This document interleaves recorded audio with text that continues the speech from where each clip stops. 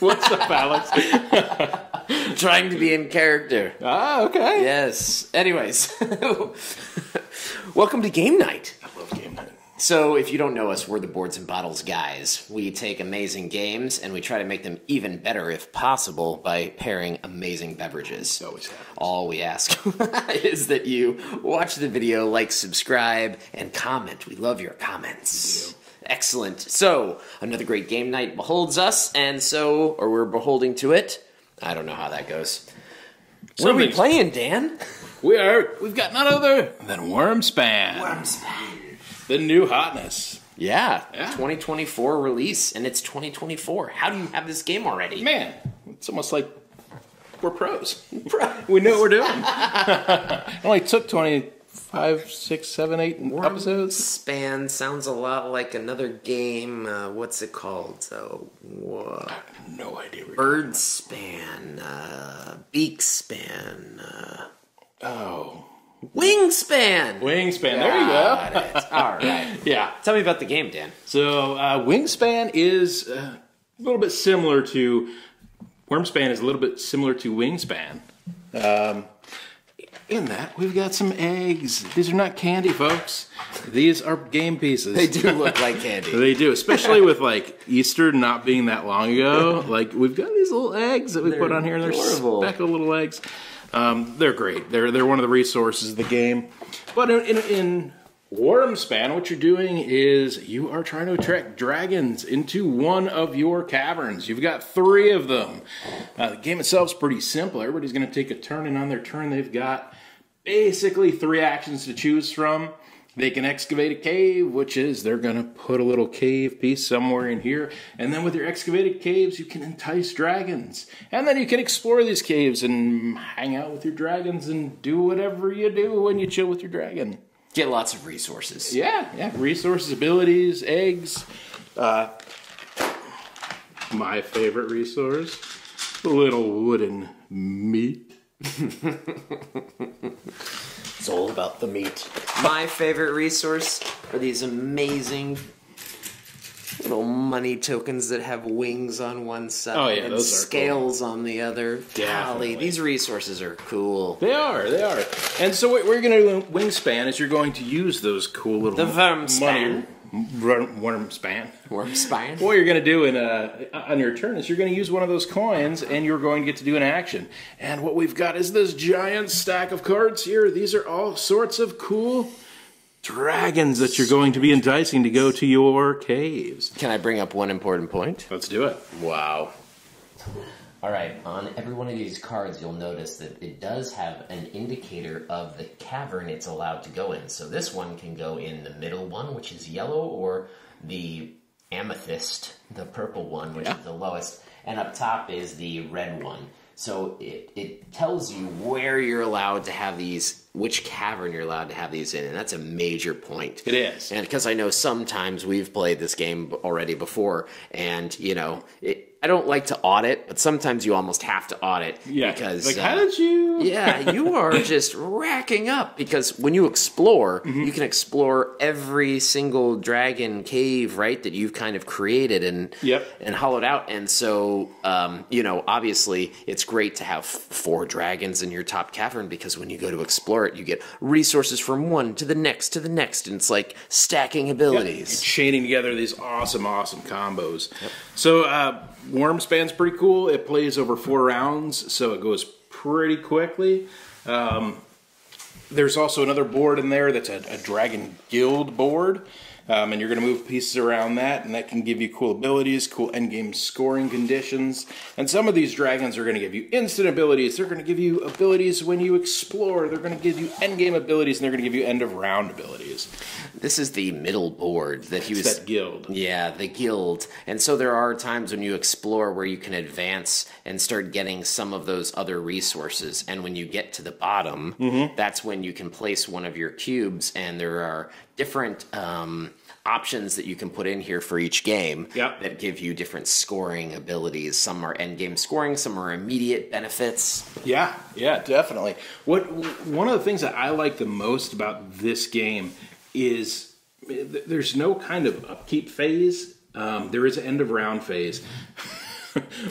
But generally, the world is your oyster with this thing. Like, you're not going to have an end of round and draw a handful of cards. If you want to draw cards, you got to figure out how to do it. You got to create some combo or play some cards or explore some caves. That's going to let you draw cards. If you get resource bent, you're going to have to figure out, okay, where am I getting these resources from? So there's a lot of things to consider, but if you do it well, it's super, super satisfying at the end. 100%. And I found that when I play it, cards really matter in this because sometimes you'll get a benefit to excavate, and it'll say it'll give you like 2 of your like amethyst gems. Yep. But the dragons that you have in your hand need milk. Yep. And you're like, well, milk is a resource. And then you're like, well, I'm going to excavate again a couple times. And then you go and now you've got gold as one of your resources and more amethyst. And you're like, golly, I just need milk. So it can be difficult, and you have to figure your way around it. So sometimes the game plays right into your hand, literally, and other times you really have to work hard for it, I think. Definitely. And in this game, there is, similar to Wyrmspan, after every round, there is a condition, a scoring goal for every round. And so once you go through the round, you're going to score and see who's satisfied. It might be get large dragons, get aggressive dragons, get shy dragons, get dragons in your red cave, whatever it is. But it gives you something else to kind of work for and try to score at the end of the game. You don't have private objectives in this. It's just those common scoring objectives. Yeah. I really enjoyed this game a lot. I thought it was fun, easy, because you only have 3 actions. And one of the other things is that you start off with 6 coins, which are like your action coins. And you can get others, because certain dragons will allow you to gain 1, certain excavations, certain bonuses, right, that we talked about on the guild track. But also certain dragons might be really extraordinary and take a coin. Yeah, they may cost. So they may cost. So you really have to weigh out your turns, because you can have 1 coin at the end that you're like, I really don't want to use this coin. And then you've kind of lost. Yep. 100%. But also it goes the other way, where people spend through their 6 coins, and then you look and everybody's done, and you've got one guy sitting on a stack of like 4 coins, and you're like, oh man, what did this guy do? And then he's just turn after turn after turn after turn. I mean, that person doesn't always win, but it's just defeating when you're like, ah. Yeah, exactly. Yeah. It's a good game. It is. Very cool. Very enjoyable. Yeah. But why am I dressed like this, Dan? I don't know. You're going to have to explain yourself. Well, beyond the fact that I apparently like to dress up sometimes for game night, which I encourage everyone to do always. No, I wanted to go with the theme, right? Because dragons, I think of dragons, you know, for me, 2024, you know, is the year of the dragon. Is it really? You're just saying that? I think I'm making it up. Okay. But I think it's the year of the dragon. Could be. I think it's the year of the rat. It's the year of the rat. Is it really? I don't know. I've just met some rats this year. No, it's definitely the year of the dragon. So anyways, very exciting because we're playing a dragon game in the year of the dragon. Now, what would bring us even more luck? What would be an auspicious beer to drink, do you think? Something with rabbit feet.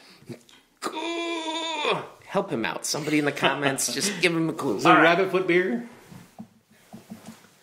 Lucky Buddha. Oh, from China. I've never heard of this. You've never heard? So, it has a Buddha on the bottle. Oh my goodness. I know. I think I had it at a hibachi place the first time. I was gonna say it looks like a Japanese soda bottle almost, like. And like when you have a Corona, right? What do they always give you? Lime. Exactly. But when they have a Lucky Buddha, what do they give you? $. An orange. You get an orange because an orange is a very auspicious and lucky fruit to have. So when you get to play a game during the Year of the Dragon, which is coming out in the Year of the Dragon, which is the game that has dragons full in it. Sure. You drink a Chinese beer with an auspicious fruit. Do a little of that action. Get that in there. Okay, we squeeze it in? Yeah. Okay. Mm-hmm. And cheers, pal. Awesome. It's a game night. Very cool. It's a game night. I like that he's always up for whatever challenge I bring. Lucky Buddha. That orange makes it. That is good, man. That is fabulous. And I also like that right below the Buddha's belly. I don't know if you can't really see the profile there, but that's where your thumb goes. Right there. It's a perfect little handhold. Belt loop. Wow. Nice. That is excellent. Rub the belly. I know. Lucky Buddha. It's an enlightened beer. I just noticed that. Oh, man. Elevating our gameplay tonight with an enlightenment. Stay tuned for Year of the Rat when we play First Rat and eat pizza in a Subway. I don't know what Alex is dressing up like for that game day. Maybe a Ninja Turtle. You never know. This is excellent. This is most excellent. I know. I can't stop. But I'm sure I will to hear about your amazing pairing. Oh, yeah. So, from time to time, I do get accused of being a one-trick pony, believe it or not. Really? Yeah. I wouldn't think that about you, Dan. Yeah. Everybody says I need to branch out. I need to spread my wings. So you're no longer a Washington Cockroaches fan? No? So I'm not just going to pair this with whiskey. Oh. That's where I'm going with this. We're going outside the box. Gotcha. I've created my own cocktail. No. I'm going to drink this while I can. You might want to chase. Maybe chase with it. So, you see these. You may have heard of a Moscow. No. Do we need a garnish? We're not swallowing those. Okay. A Moscow Mule? So you may have heard of the Moscow Mule. Yes. Right? Yes. You may have heard of the Kentucky Mule. Ooh. Right? This, my friends, is the Kentucky Dragon. The Kentucky Dragon? The Kentucky Dragon. This is a Boards and Bottles exclusive. Oh my gosh. So we're taking a little Gosling's ginger beer. Oh, which is the top. The primo ginger beer. Oh, yeah. This is a key ingredient of any mule. Doing 4 ounces of that? Or dragon.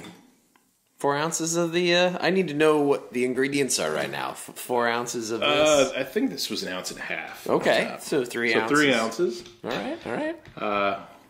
Just for everybody at home that I'm sure is rushing out to make this. Oh, yeah. Take notes, man. This is the Emerald Lagasse of board game drinks. This is your first recipe. It's going to go on Instagram, I can see already. Oh, yeah? Yeah. Or maybe a picture of us yakking off it. 2 dashes of lime juice. A little bit of lime. I would have brought fresh limes, but I want us to go. So far, it's just like every other mule. It is. This is where we get weird. I love it. All right, so. Some lucky beer. All right, I want you guys to get a good view of this. So when I think dragons, I think fire breathing. So what I've done is I've taken ancho chilies and I've infused bourbon with ancho chilies. This could be amazing, or we might both yak off this. I'm just feeling like right now this is a payback of the piggyback pickleback. Oh my God, definitely. from last episode. Yeah, maybe I should shake this up a little. Oh my gosh, Dan. He knows that I can tolerate some things, but heavy spice is probably a kryptonite. This has been mellowing in the fridge for 48 hours. Oh my gosh. So we will see exactly what we get here. As our friend Jeremy says, for those who are about to die, we salute you. All right, we're going to put about 1.5 ounces in there. No, 1.5 ounces in. Okay, what's the bourbon you said? So for the bourbon, I use... Oh, look at those chilies. I know, look at how red this is. Like, you guys can't even see through this. This looks like motor oil. Oh my gosh. Yeah, so I used Broken Barrel proof. So it's 115 proof bourbon. Because I want to make sure we got the proof up there. And then, yeah. So... I'm going to have to, meditate on this. Try to get to another elevated plane of thinking before drinking this. This is the enlightened mule. No, this is the unenlightened. Unenlightened Dan Dragon. Man, I can smell the peppers. Oh, golly. Oh, man. So, I'll be honest, when Dan came over tonight, he said, I've got a drink. He said, and... I made it. And so I've been excited to figure this out until just now. Yeah. Excellent. Kentucky Dragon. TM. All right, See Dan. you in the circle. Bottoms up, buddy.